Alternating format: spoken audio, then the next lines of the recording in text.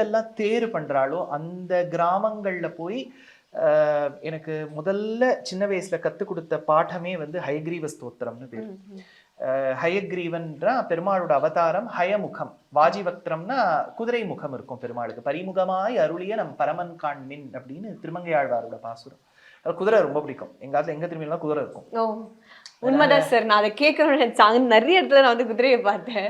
So ஹயக்ரீவர்னா எனக்கு ஆராத்திய தெய்வமா இருக்கக்கூடிய எங்க சுவாமி வேதாந்த தேசிகன்கிற ஆச்சாரியனுக்கு அனுகிரகம் பண்ணவர் ஹயக்ரீவர். அதனால நான் அந்த தேர் பண்ணவா கிட்ட சொன்னேன், எனக்கு வந்து குதிரை மூஞ்சியோட ஒரு சேர் வேணும்.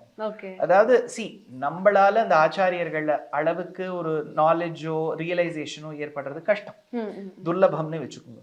அட்லீஸ்ட் அவர் ஏதோ ஆராதனை பண்ண பெருமாளையாவது இது சேரு எங்கெல்லாம் குதிரை பார்க்க முடியுமோ வச்சுடலாம். அடுத்ததான் இங்க சங்கு இருக்கு.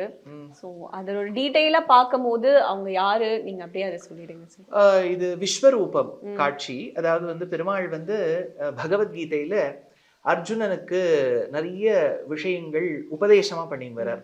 பாரம்பரியமான KTV true value groundnut oil.